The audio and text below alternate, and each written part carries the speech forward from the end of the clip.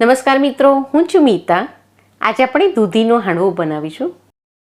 આપણે જ્યારે હાંડવો બનાવીએ ત્યારે એક લાંબી પ્રોસેસ કરવી પડતી હોય છે. દાળ ચોખા પલાળીને એનું ખીરું બનાવવું પડે છે અને પછી એ ખીરાને 7 થી 8 કલાક માટે આથો લાવવા માટે મૂકી રાખવું પડે છે. પણ આજે આપણે ઇન્સ્ટન્ટ હાંડવો બનાવીશું, જેમાં તમારે આ બધી પ્રોસેસ નહીં કરવી પડે. હાંડવો બનાવવા માટે અહીં આપણે 2 કપ જેટલો સોજી લઈશું. આટલો હાંડવો તમે 4 થી 5 વ્યક્તિને સર્વ કરી શકશો.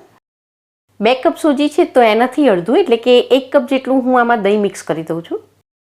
દહીંને સૂજીમાં બરોબર મિક્સ કરી દઈએ. હાંડવો જો તમારે થોડો ખાટો બનાવવો હોય તો દહીં અહીં તમારે થોડું ખાટું લઈ લેવાનું. મેં અહીં એકદમ મોળું અને ફ્રેશ દહીં લીધું છે. અહીં મેં 1 કપ પાણી લીધું છે. આ ખીરું છે એને આપણે પહેલેથી બહુ પાતળું નથી બનાવવાનું. આમાં આપણે એક મોટી દૂધી છીણીને નાખવાની છે. દૂધી છે એ પાણી છોડશે એટલે અહીં આપણે સોજી પાણી એબ્સોર્બ કરીને બરાબર ફૂલે અને સોફ્ટ બને એટલું જ પાણી અત્યારે નાખીશું.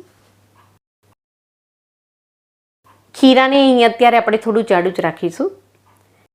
આમાં આપણે દૂધીનું છીણ મિક્સ કરી દઈએ. પછી પણ તમને જો પાણીની જરૂર પડે તો આમાં તમે પાછળથી પણ પાણી મિક્સ કરી શકો છો. તો હાંડવા માટે અહીં આપણે એકદમ જાડું પણ ના હોય અને બહુ પાતળું પણ ના હોય એ રીતે થોડું મીડિયમથી ખીરું બનાવીને તૈયાર કરીશું. હવે આ સોજી બરોબર પલળીને ફૂલે એટલા માટે ઢાંકીને આને આપણે અડધી કલાક માટે રેસ્ટ આપીશું. તો ખીરું બનાવવા માટે 1 કપ જેટલું દહીં અને 1/4 કપ જેટલું પાણી વપરાયું છે. અહીં મેં અરાઉન્ડ 300 ગ્રામ વજનની ઓછા બિયા હોય તેવી તાજી દૂધી લીધી છે. છાલ ઉતારી લીધા પછી દૂધી છીણવાની છીણીથી આ રીતે એનું છીણ બનાવી લઈશું. હું અહીં તમને દૂધીનું છીણ માપીને પણ બતાવી દઉં એટલે તમને અંદાજ આવી જશે કે 2 કપ સોજી હોય તો એમાં આપણે કેટલી દૂધી નાખવાની છે.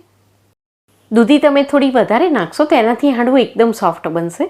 અહીં આપણે 2 કપ જેટલો સોજી લીધો છે, એમાં 1/4 કપ જેટલી દૂધી મિક્સ કરીશું. તો અડધી કલાક થઈ ગયો છે ને હવે આપણે ખીરું પણ ચેક કરી લઈએ. હવે આપણે જોઈ રહ્યા છે કે સોજીએ બધું જ પાણી એબ્સોર્બ કરી લીધું છે અને ખીરું એકદમ સોફ્ટ થઈ ગયું છે. એકવાર છીણી લીધા પછી દૂધી તરત જ કાળી પડી જાય છે એટલે એને આપણે તરત જ ખીરામાં મિક્સ કરી દઈશું.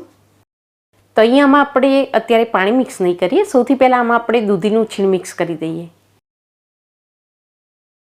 દૂધી પાણી રિલીઝ કરશે એટલે આ ખીરું થોડું પાતળું બની જશે અને એ પછી પણ જરૂર લાગે તો આમાં તમે પાછળથી પણ પાણી મિક્સ કરી શકો છો. તો અહીં મેં દૂધીના છીણને ખીરામાં બરોબર મિક્સ કરી દીધું છે અને હવે આમાં આપણે બાકીના મસાલા પણ મિક્સ કરી દઈએ. 1 ચમચી જેટલું આદુનું છીણ અને અહીં મેં 3 નંગ લીલા મરચાંને આ રીતે બારીક સમારી લીધા છે, તેને હું મિક્સ કરી દઉં છું. અને આમાં તમારે જો લસણ મિક્સ કરવું હોય તો આની સાથે જ તમારા ટેસ્ટ મુજબ લસણ પણ લઈ લેવાનું. 1 ચમચી જેટલી કસૂરી મેથીને આ રીતે આપણે હાથથી મસળીને મિક્સ કરી દઈશું.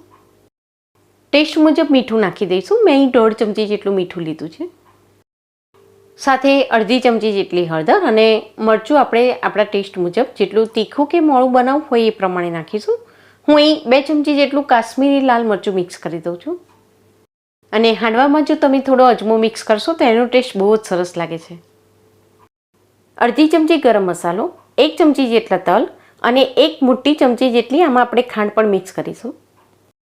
અને છેલ્લે આમાં હું થોડીક બારીક સમારેલી કોથમીર પણ મિક્સ કરી દઉં છું. હવે બરોબર હલાવીને આ બધા જ મસાલાને આપણે ખીરામાં બરોબર મિક્સ કરી દેવાના છે. તો અહીં આપણે જોઈ રહ્યા છે કે ખીરું આપણું પહેલાં હતું એના કરતાં અત્યારે થોડું વધારે પાતળું થઈ ગયું છે. હું અહીં 1 ચમચી જેટલો ઈનો મિક્સ કરી દઉં છું. એની બદલે અહીં તમારે બેકિંગ સોડા મિક્સ કરવો હોય તો એ પણ કરી શકો છો. ઈનો બરોબર એક્ટિવેટ થાય એટલા માટે એની પર આપણે 2 ચમચી જેટલું પાણી રેડી દઈશું. ઈનો મિક્સ કર્યા પછી હવે એક જ ડાયરેક્શનમાં અડધી મિનિટ માટે આને આપણે સતત હલાવી લઈશું. તો અચાનક જ તમને સાંજના ડિનરમાં હાંડવો બનાવવાનું મન થાય તો આ રીતે તમારે દાળ ચોખા પલાળવાની પણ જરૂર નહીં પડે. ઇન્સ્ટન્ટ તમે આ રીતે ખીરું બનાવીને હાંડવો બનાવી શકો છો અને ટેસ્ટમાં પણ આ ખૂબ જ સરસ લાગે છે. દાળ ચોખાનો હાંડવો બનાવતા હોઈએ છીએ તેવો જ આ ટેસ્ટી બને છે. આ હાંડવો તમે નોનસ્ટિક પેન કે પછી લોખંડની કડાઈ હોય તો એમાં પણ બનાવી શકો છો. અહીં મેં 2 મોટી ચમચી જેટલું તેલ લીધું છે. ગરમ થાય એટલે તેમાં આપણે અડધી ચમચી જેટલી રાઈ અને 2 ચમચી જેટલા તલ એડ કરીશું. તલના લીધે હાંડવાનો ટેસ્ટ બહુ જ સરસ લાગે છે. આમાં આપણે થોડા તજ, લવિંગ અને મરી પણ એડ કરીશું અને સાથે થોડો મીઠો લીમડો પણ એડ કરી દઈએ. તલ હવે ફૂટવા લાગે છે, તેમાં આપણે 2 પિંચ જેટલી હિંગ પણ એડ કરી દઈએ. તો અહીં ફરી એકવાર ખીરાને આપણે આ રીતે બરોબર હલાવીને મિક્સ કરી દઈશું. તો હું અહીં 4 મોટા ચમચા જેટલું ખીરું લઈને તેને વઘારમાં પાથરી દઈશ. અહીં ખીરામાં આપણે ઈનો મિક્સ કર્યો છે એટલે આ હાંડવો ચડશે એટલે થોડું ફૂલશે, એટલે અહીં ખીરું તમારે એ પ્રમાણે સેટ કરી દેવાનું છે. હવે ચમચાની મદદથી આ રીતે બધેથી આપણે એક સરખું ફેલાવી દઈશું. હાંડવાના સારા કલર માટે અહીં આપણે એની ઉપર થોડું લાલ મરચું સ્પ્રિંકલ કરી દઈશું અને એની સાથે આપણે આ રીતે થોડા તલ પણ ઉપર પાથરી દઈશું. હવે હાંડવાને અહીં આપણે મીડિયમ ટુ લો ફ્લેમ પર ચડવા દઈશું. તો હું અહીં ગેસની ફ્લેમને મીડિયમ ટુ લો રાખીશ. હાઈ ફ્લેમ પર ચડવા દેશો તો બંને બાજુથી એ બળી જશે અને વચ્ચેથી થોડો કાચો રહી જશે. ઢાંકી દઈએ અને આને આપણે 6 થી 7 મિનિટ માટે ચડવા દઈશું, પછી આપણે તેને ચેક કરીશું. મીડિયમ ટુ લો ફ્લેમ પર 6 થી 7 મિનિટ માટે હાંડવાને અહીં મેં ચડવા દીધો છે ને આપણે જોઈ રહ્યા છીએ કે ઉપરની બાજુથી પણ એ સરસ ચડી ગયો છે, બિલકુલ ઢીલો નથી. હવે આની સાઈડ ચેન્જ કરી આને ફેરવીએ એ પહેલાં એની પર આપણે થોડું તેલ એપ્લાય કરી દઈશું. એના લીધે હાંડવાનું ઉપરનું પણ છે એ થોડું વધારે ક્રિસ્પી અને એકદમ લાલ પણ બનશે.